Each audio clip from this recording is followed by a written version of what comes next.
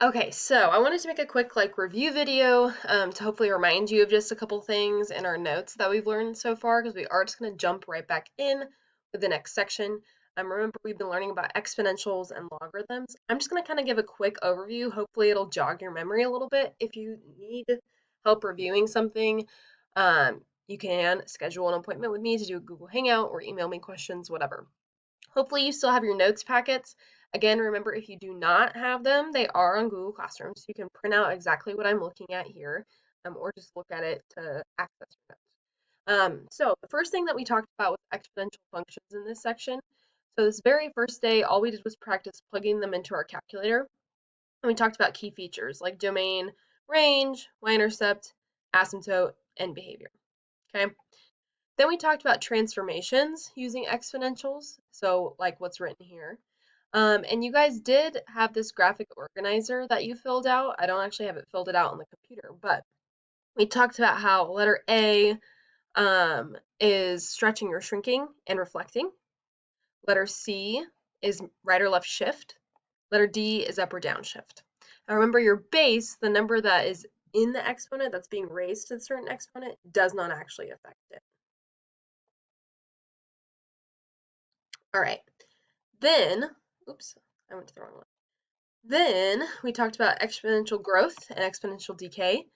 Um, Remember, if the number that is being raised to the certain power is bigger than 1, then that means you have growth. If it's less than 1, that means you have decay. So we talked about a couple of different situations, mostly about population growth and then car value. So we used, let me scroll down here. We used this function to do that. So remember, big A is your amount after a certain number of years. Little a is your starting amount, so like how much the car was worth when you bought it, or what the population amount is at a certain amount of time. R then is your growth rate. If you add the R, then it's growing. If you subtract the R, then it's decaying. And then T is how much time and years went by. And there is this little addendum at the bottom that you might see this written in some different forms, just as a reminder. All right, then next we talked about some other exponential models. So you did have another graphic organizer to have these. It looks like this. So you have compound interest. That was one of them. So talking about if you invest money into an account, how much money you end up with at the end. So P was your principal or starting amount. So if you invest $5,000, that would be your principal. A, big A over here, is how much you end up with at the end. All right. The only difference inside your parentheses now is that it's over N. Okay, so R is still your rate, so like what percent did it grow at? And then N is the number of times per year that it's compounded.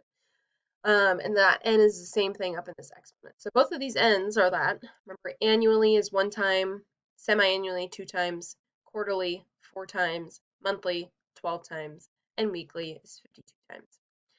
Then time in years, again, is T, the same as it was before.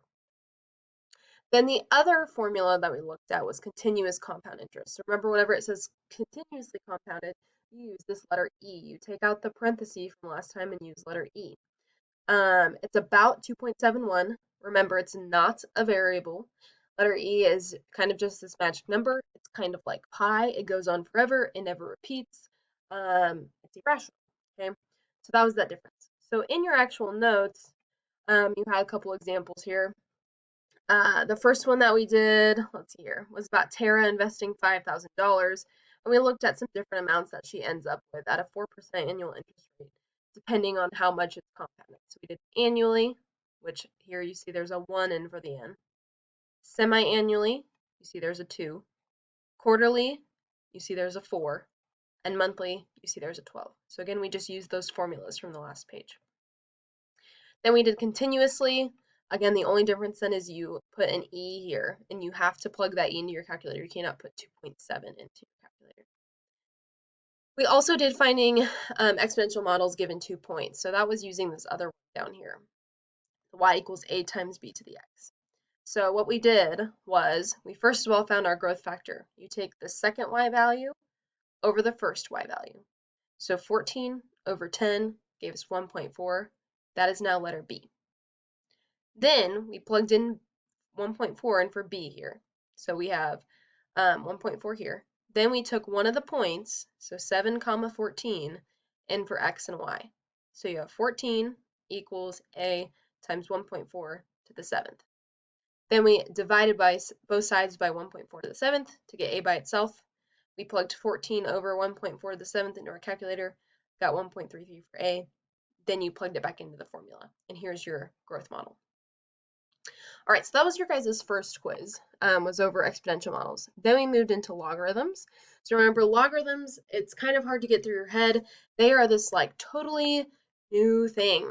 It's a new operation. It's like you're learning a new type of like addition, subtraction, multiplication, division. It is none of those things. It's an entirely new operation. It is the opposite of an exponential, okay? So, first of all, we talked about how in these first two examples, when you have 2x equals 8, you can just divide both sides by 2 and x equals 4.